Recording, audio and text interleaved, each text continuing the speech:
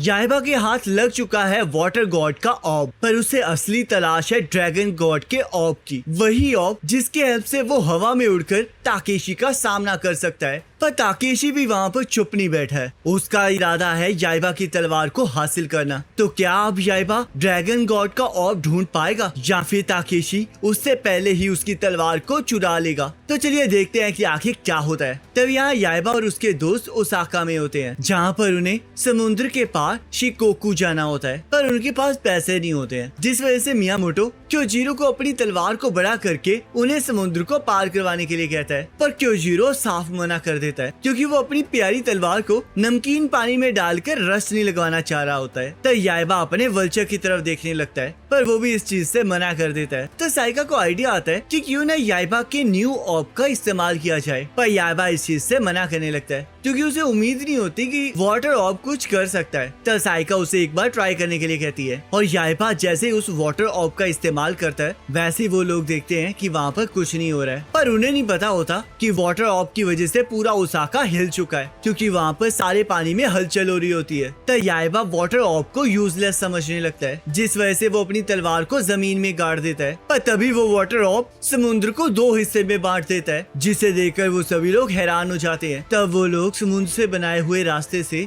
Shikoku जाने लगते हैं, और उन्हें यकीन नहीं हो रहा होता कि वाटर ऑब ये भी कर सकता है, जिस वजह से वो बड़े मजे से वहाँ पर सैर कर रहे होते हैं। पर तभी उनके सामने से एक शार्क गुजरती है, जिससे कि वो सभी लोग डर जाते हैं और भागते हुए कुछ टाइम में शिकोकू पहुँच जाते हैं। तब यहाँ ताकेशी भी अपने स्काई कैसल की मदद से माउंट फूजी पर लैंड कर जाता है, जहाँ के नजारे देखकर उसे बहुत मजा आ रहा होता है। और डॉक्टर कोनाबू उसे बताता है कि उन्होंने जापान के मेजर मेट्रोपॉलिटन जगहों पर कब्जा कर लिया है, और वो अपने मैप की मदद से ये सब कुछ ताकेशी को दिखा रहा होता है। पर तभी उन्हें पता चलता है कि ओसाका अभी भी उनका साथ देने के लिए नहीं माना है, जिस वजह से ताकेशी ओसाका को उड़ाने का ऑर्डर दे देता है, और उसके स्काई कैसल की कैनन पहाड़ों और बिल्डिंग्स को चीरती हुई ओसाका को तबाह कर देती है। तब ताकेशी स्पाइडर को याइबा और उसके साथियों के पास जाने के लिए कहता है, और उससे पहले अपने एक साथी को वहाँ भेज दिया होता है, जहाँ पर याइबा और उसके साथी जा रहे होते हैं, ताकि वो उस ड्रैगन ऑब को हासिल कर सके। तो याइबा और उसके साथी शिकोकू पहुँच जाते हैं, जहाँ पर याइबा की मुंह बोली बीवी यामाटो आ जाती है, जिसे देखकर साइका जलने लगती है। और हमें पता चलता है कि मियामोटो ने ही उसे वहाँ पर बुलाया होता है, क्योंकि उसके पास ही वहाँ के ऑब की लोकेशन होती है। तब उन्हें पता चलता है यामाटो वहाँ पर पैदल आई होती है, और वो ऐसा इसलिए कर पाई होती है क्योंकि उसने याइबा के खातिर बहुत जगहों पर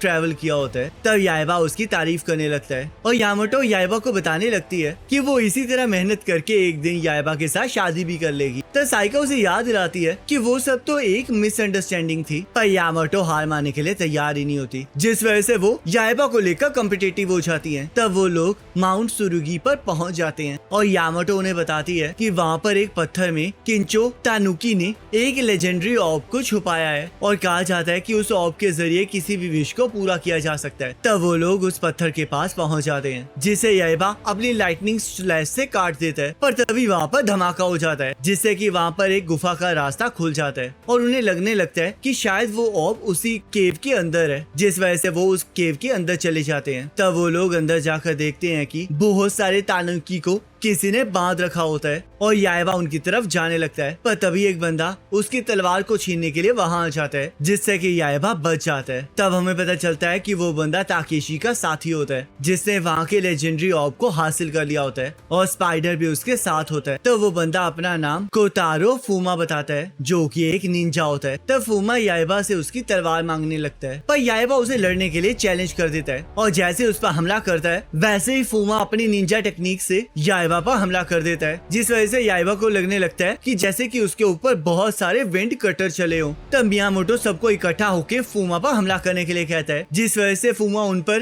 पैरालाइजिंग डस्ट फेंक देता है, पर वो डस्ट याइबा की तरफ जाने लगती है, जिस वजह से वल्चर पंखों से हवा मारकर उसे दूसरी तरफ फेंक देता है, जिससे कि याइबा के साथी और स्पाइडर पैरालाइज हो जाते हैं। तब साइका उन्हें बचाने चली जाती है, और याइबा फूमा के साथ लड़ना स्टार्ट कर देता है, और उसे कड़ी टक्कर दे रहा होता है। पर फूमा बार बार अपनी निंजा टेक्निक्स की वजह से याइबा को धोखा देने में कामयाब हो रहा होता है और उस पर ब्लेड से हमला करके उन ब्लेड्स को फाड़ देता है, जिससे कि याइबा और जख्मी हो जाता है। तब याइबा को एक आइडिया आता है, जिस वजह से वो वाटर ऑर्ब को अपनी तलवार के साथ जोड़ देता है और वहाँ की जमीन से फुवारा निकालकर फूमा को हवा में ले जाता है। तब याइबा वल्चर की मदद से उड़ना स्टार्ट कर देता है, पर फूमा भी एक ईगल में कन्वर्ट हो जाता है और याइबा से उसकी तलवार को फिर से मांगने लगता है। तब साइका क्योजिरो की तलवार की मदद से याइबा के द्वारा किए गए छेद से सबको बाहर ले आती है और यहाँ याइबा अभी भी फूमा के हमलों से बचने की कोशिश कर रहा होता है। तब वो लोग और भी ऊंचाई पर जाने लगते हैं, जहाँ पर याइबा सन की मदद से अपनी तलवार को चमका के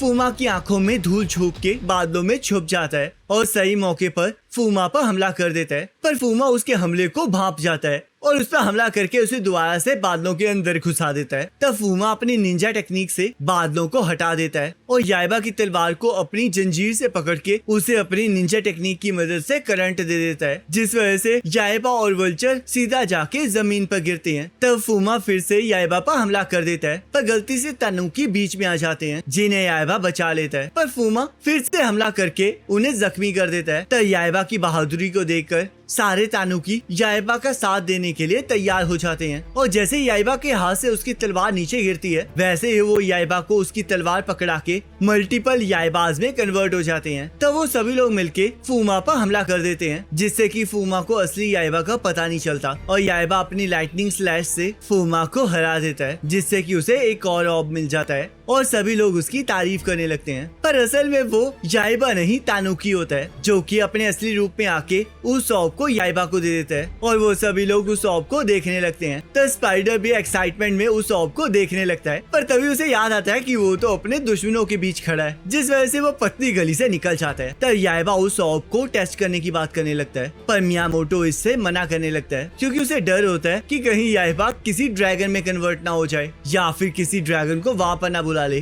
पर याइबा हर चीज के लिए तैयार होता है और मियामोटो को कहता है कि अगर वो किसी ड्रैगन में कन्वर्ट हो जाएगा तो वो उसके टुकड़े टुकड़े कर दे। तब याइबा उस ऑर्ब को इस्तेमाल करना स्टार्ट कर देता है, जिससे कि वो एक ड्रैगन में कन्वर्ट हो जाता है और मियामोटो उस पर हमला कर देता है। पर तभी याइबा उसे रोक देता है और वापिस अपने असली रूप में आ जाता है, जिस वजह से उन्हें कुछ समझ नहीं आ रहा होता और तानुकी याइबा को बताते हैं कि वो ऑर्ब एक ट्रांसफॉर्मेशन ऑर्ब है, जिसकी मदद से वो किसी भी चीज में ट्रांसफॉर्म हो सकता है और उसके ऊपर जो अक्षर लिखा होता है उसका मतलब होता है गोल्डन बॉल्स, जिसे बोलते ही साइका याइबा को मारने लगती है। तब वो लोग वापस चले जाते हैं और यामाटो उन्हें बताने लगती है कि अब उन्हें क्यूशु में माउंट आसो पर जाना चाहिए, जिस वजह से उन्हें फिर से वाटर ऑर्ब की मदद से समुद्र के 2 हिस्से करने पड़ेंगे। तब याइबा उस ट्रांसफॉर्मेशन ऑर्ब को देख रहा होता है और उसे फिर से वैसी झलक दिखाई देती है जैसी उसे वाटर ऑर्ब को हासिल करने के बाद दिखाई दी थी, पर उसे अभी भी कुछ समझ नहीं आता। तब साइका को एक आइडिया आता है और वो याइबा को अपनी ट्रांसफॉर्मेशन ऑर्ब की मदद से